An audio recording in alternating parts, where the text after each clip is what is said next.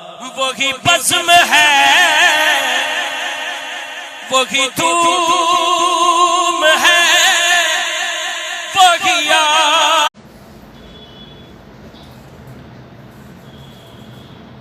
आदाब अर्ज़ है। नमस्कार। मैं काफ़ी दिनों के बाद एक बार फिर से आप लोगों के बीच आया हूँ, लेकिन कुछ ज़रूरी बातें आप लोगों के साथ करना है। लेकिन इससे पहले मैं औरंगाबाद ज़िले की जनता का तहे दिल से शुक्रिया अदा करना चाहता हूँ। आज 23 मई है। 23 मई 2019 को लोकसभा का इलेक्शन हुआ था और आप लोगों ने मुझे चुन कर दिया था। मैं 2 साल के अंदर जितनी कोशिश हो सकती है मेरी तरफ से मैंने ईमानदारी के साथ काम करने की कोशिश की। मैंने लोकसभा के अंदर औरंगाबाद के मुद्दों को उठाया। जो जनता के मसले हैं, जो इश्यूज़ है, उनको मैं सरकार के सामने रखा। जहाँ तक हो सकता है मेरे उससे मैं कानूनी तौर के ऊपर लड़ता रहा। बस आप लोगों का आशीर्वाद चाहिए, आप लोगों की दुआएं चाहिए कि बचे हुए 3 साल भी अच्छी तरीके से निकल जाए, आप लोगों की सेवा करते करते, आप लोगों के लिए काम करते करते। दरअसल मैं आज यहाँ पर आने की वजह यह है कि मैं औरंगाबाद ज़िले के तमाम लोगों का शुक्रिया अदा करना चाहता हूँ कि जिन लोगों ने बहुत अच्छे तरीके से कोऑपरेट किया, और वही कोऑपरेशन का नतीजा है कि आज से महज 1.5-2 महीने पहले जो हमारे केसेस की संख्या थी वो करीब 1800 केसेस हम लोग एक दिन के अंदर हमें मिल रहे थे। और कल के जो आंकड़े आए, अगर हम शहर की अगर बात करते हैं तो वो 150 से नीचे हो गए हैं। ग्रामीण के भी आंकड़े धीरे धीरे कम होते जा रहे हैं।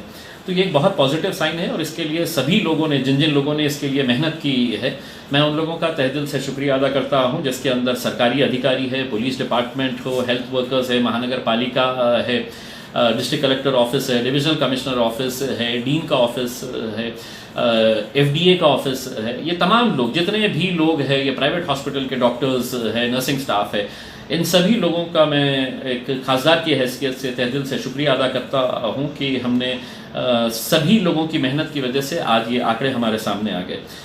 लोगों ने कोऑपरेट किया, इसलिए ये मुमकिन हुआ। लेकिन पिछले कुछ दिनों से जो बातें हमारे सामने आ रही है वो बहुत ही अफसोस करने वाली बातें हैं। सरकारें जो होती है वो जनता के हित में बात करनी चाहिए, जनता के लिए काम करना चाहिए। प्रशासन जो है वो सरकार के हित में सरकार के नियमों का पालन करने के लिए तो करना चाहिए, लेकिन जनता की भी मजबूरियां क्या है, पब्लिक को क्या क्या तकलीफ़ों का सामना करना पड़ रहा है, इस बारे में भी प्रशासन को, पुलिस को, तमाम अधिकारियों को इस बारे में भी ध्यान देना चाहिए। ये देश जो है, मैं तमाम सरकारी अधिकारियों को बताना चाहता हूँ कि ये हिटलरशाही नहीं है। इस देश के अंदर, इस देश के अंदर लोकतंत्र है और लोग जो है वो सबसे ज़्यादा सुप्रीम है। कोई खासदार नहीं, कोई आमदार नहीं, कोई अधिकारी नहीं है। जनता सबसे ज़्यादा सुप्रीम है। अगर उसी जनता को आप सड़कों के ऊपर इस तरह से परेशान हाल के अंदर अगर छोड़ देंगे और सिर्फ अपने रुतबे का आप धौंस जमाएंगे और उनको डराएंगे, उनको परेशान करेंगे, ऑलरेडी जो इतने परेशान है, तो मेरे हिसाब से ये बहुत गलत बात है। मैं तो सबसे पहले औरंगाबाद के जितने भी अधिकारी हैं जो सड़कों के ऊपर आजकल ज़्यादा नज़र आ रहे हैं, उनको मुबारकबाद देना चाहता हूँ इस बात के लिए कि आज के अखबार के अंदर एक खबर आई है, एक रिक्शा चालक ने आत्महत्या की है। एक रिक्शा चालक जब आत्महत्या करता है तो उसकी खबर इतनी सी आती है अखबार के अंदर, क्योंकि वो एक गरीब आदमी है, रिक्शा चलाने वाला है, वो मर गया है तो कौन सी बड़ी बात है करके। तो जितने भी अखबार थे उन्होंने छोटी छोटी खबरें बता के इसीलिए एक आंकड़ा बताया है कि एक रिक्शे वाले ने आत्महत्या की है। सुनिए उस रिक्शे वाले ने आत्महत्या क्यों की है। एक अखबार की खबर मैं आपको सुनाता हूँ। कर्ज के किश्तें नहीं अदा करने से परेशान एक रिक्शा चालक ने गुरुवार को मध्यरात्रि फांसी लगा। उसने सुसाइड नोट में इच्छा व्यक्त की कि उसके पार्थिव शरीर की अग्नि उसकी पत्नी दे। प्राप्त जानकारी के अनुसार राजीव नगर निवासी 27 वर्षीय 27 ईयर ओल्ड भीमराव मरहले पे आकर रुक गए हैं कि जहां पर उन्हें इस तरह के कदम उठाने पड़ रहे हैं।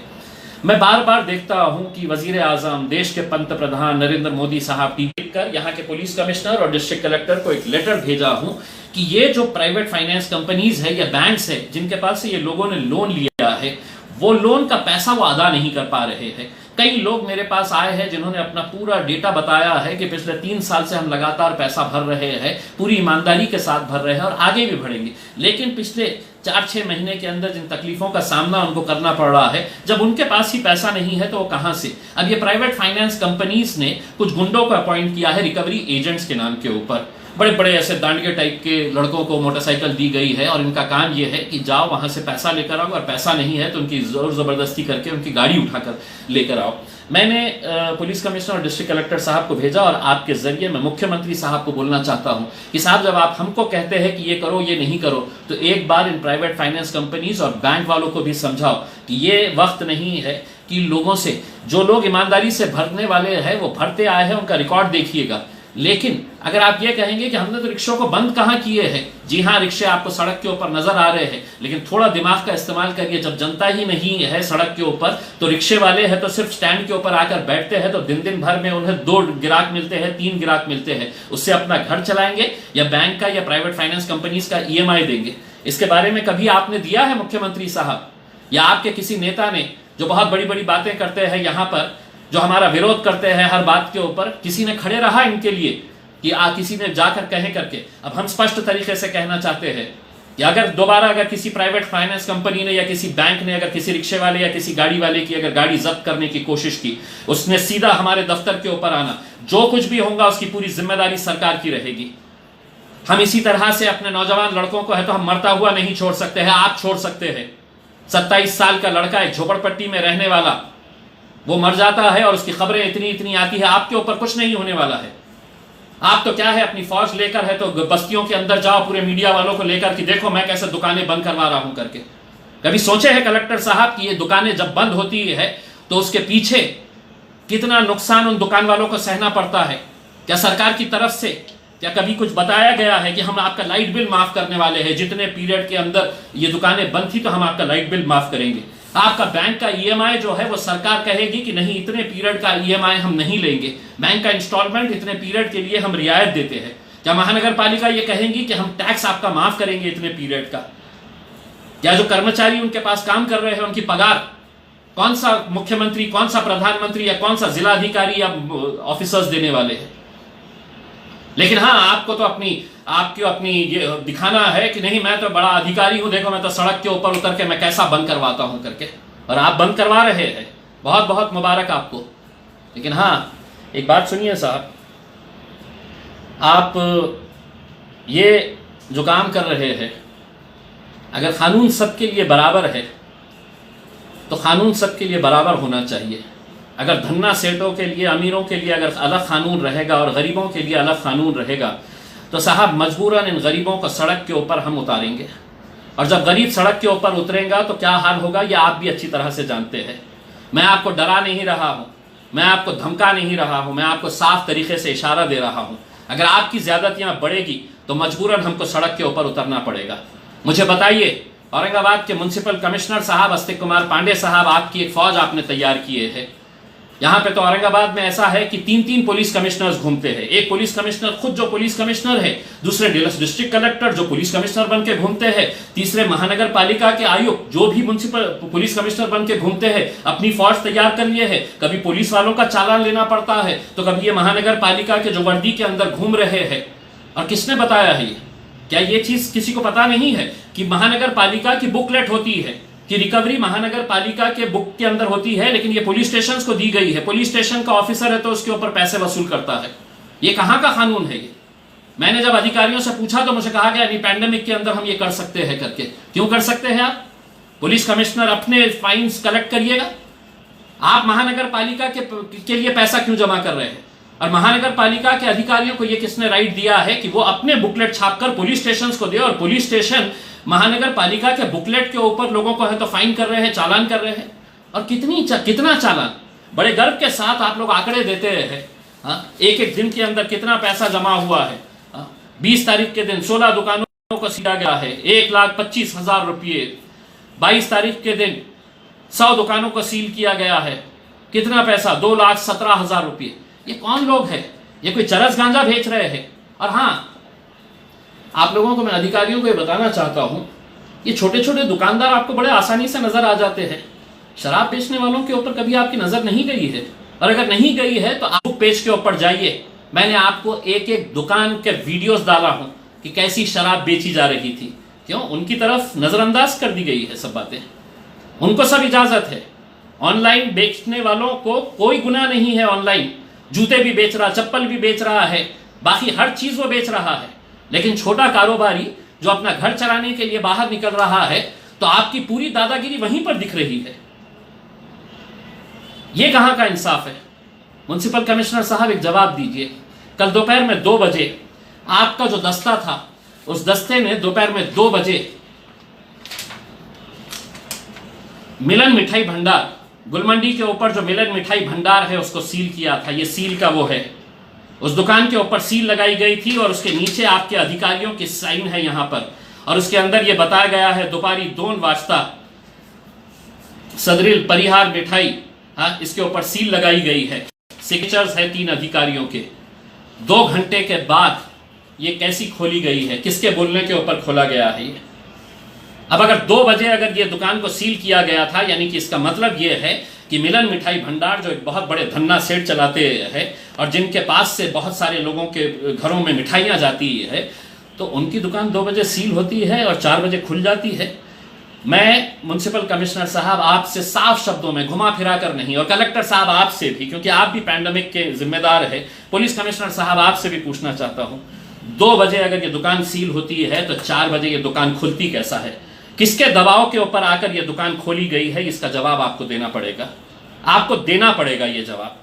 क्योंकि अगर हमको ये पता चलना चाहिए कि मिलन मिठाई भंडार के पास से किस किस के पास मिठाई गई है, जिसकी वजह से 2 घंटे के अंदर ये धन्ना सेठ अपनी दुकान खोल देता है, लेकिन वो छोटा आदमी जो रंगरेज गली के अंदर वेंकटेश, एक अन्ना जो महज 100, 200, 300 रुपये कमाता है रोज का, रंगार गली के अंदर एक लेस की दुकान चलाता है, या ओढ़नी की एक दुकान चलाने वाला जो रोज का अपने कर्मचारियों को पूरी पगार देने के बाद 200-300 रुपये कमाता है, वो शाकिर अली, या हरचरण सिंह जिसके कपड़ों की एक छोटी सी दुकान है, 8 मई से इनकी दुकानें बंद कर दी गई है।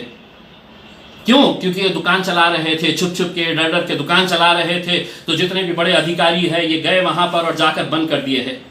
मैं पुलिस कमिश्नर साहब आपको बताना चाहता हूं, आपके पुलिस डिपार्टमेंट के अंदर के कितने पुलिस वालों ने कौन कौन सी दुकान वालों से कितने पैसे लिए हैं किस पुलिस स्टेशन के अंदर, अगर मैं सामने लाकर अगर खड़े करा तो शायद आप लोग है तो इसको फेस नहीं कर पाएंगे।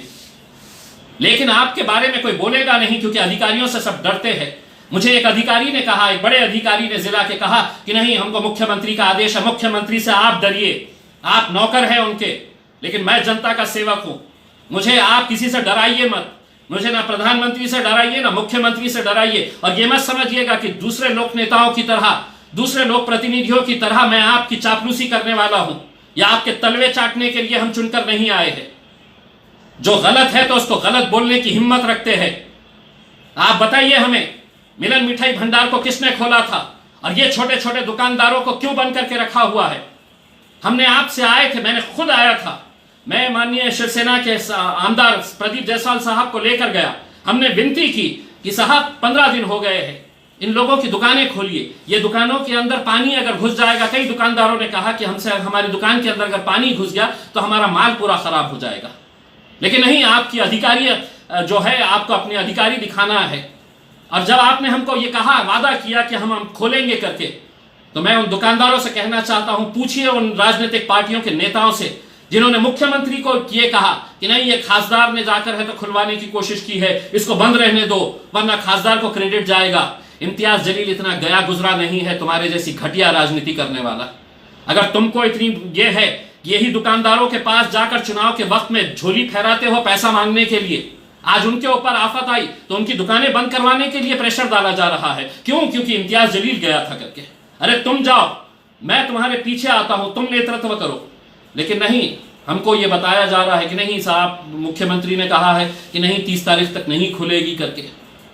अगर 30 तारीख तक अगर नहीं खुलना था तो मिलन मिठाई भंडार परिहार सेठ को किसने खोलने की इजाजत दी थी? म्युनिसिपल कमिश्नर साहब आप ये बोलिए, कलेक्टर साहब आपको ये बताना पड़ेगा। ये रसीद है हमारे पास, ये जो आपने उसके दरवाजे के ऊपर लगाए थे उसकी तस्वीरें हैं हमारे पास, या आपने सील लगाए थे और वो सील आज खुली कैसा है, कल कैसा खुल गई है 2 घंटे 3 घंटे के अंदर? किसने प्रेशर डाला था? क्या मिलन मिठाई भंडार की तरफ से मिठाई बांटी गई थी आप लोगों के पास जो आपने ये खोल दिया इसे? वो छोटे छोटे दुकानदारों को क्यों नहीं? अब हम आपसे हाथ जोड़कर विनती कर रहे हैं, देखिए मैं एक लोक प्रतिनिधि हूं और मुझे इस बात का फर्क नहीं पड़ता है कि आप मेरे बारे में क्या सोच रहे हैं। मैं जितनी भी बातें किया हूं, मैं उन गरीबों के हक में बातें किया हूं। जो बच्चे आज मेरी आंखों के सामने अगर अपना दम तोड़ रहे हैं, सोचिए उस घर के अंदर उस पत्नी की क्या हालत होगी कि उसका 27 साल का उसका पति मर जाता है और जाते जाते ये कहता है कि अंतिम संस्कार मेरी अपनी पत्नी से करवाना। मैं परेशान हो गया था, मैं ऑटो रिक्शा का किराया नहीं दे सकता था, मैं ऑटो रिक्शा का EMI नहीं भर सकता था। ऐसे कितने लोग हर रोज हमारे पास आते हैं। आपके पास आते हैं? नहीं आ सकते हैं वो आपके पास। कलेक्टर साहब आपके पास नहीं पहुंच सकते हैं, म्युनिसिपल कमिश्नर साहब आपके पास नहीं पहुंच सकते हैं, पुलिस कमिश्नर साहब आपके पास नहीं पहुंच सकते हैं। वो हमारे दरवाजे इन लोगों के लिए खुले रहते हैं। और अगर आप ये समझेंगे कि नहीं हम तो शहर के अंदर जाएंगे और पूरी दुकानें बंद करवाएंगे, छोटी छोटी दुकानें, चेलीपुरे के अंदर छोटी सी किराने की दुकान बंद कर दी गई। वो कल 3 लोग मेरे पास आके उसमें से एक रो रहा था कि साहब मेरा माल पूरा खराब हो जाएगा, कब खुलेगा ये पता नहीं है करके। इनके साथ इस तरह की ये आप लोगों को कब तक करने वाले हैं? अब आप सुनिए, आप हर सोमवार के दिन एक मीटिंग लेते हैं कलेक्टर साहब के दफ्तर के अंदर जहां पे पूरे अधिकारी आते हैं। उस लास्ट मीटिंग के अंदर जहां पे औरंगाबाद के हमारे पालक मंत्री सुभाष देसाई साहब आए थे, मैंने खुद ने इन सब अधिकारियों की प्रशंसा की थी कि आप लोगों ने अच्छा काम किए है करके, और अभी तक लोगों ने सहयोग किया है। अब महज कुछ दिन बचे हुए हैं। मैं लोगों से अपील करूंगा कि ये लॉकडाउन एक ना एक दिन तो खत्म होगा। हम कोशिश करेंगे कि 30 तारीख के दिन ये लॉकडाउन पूरी तरह से खत्म हो जाए, लेकिन 30 तारीख तक आप नियमों का पालन करें। जो भी आपको बताया जा रहा है, 11 बजे तक अगर दुकानें खुली रहनी है तो 11 बजे तक खुली रखिएगा। उसके बाद तो हमको आज़ादी का यही होना है।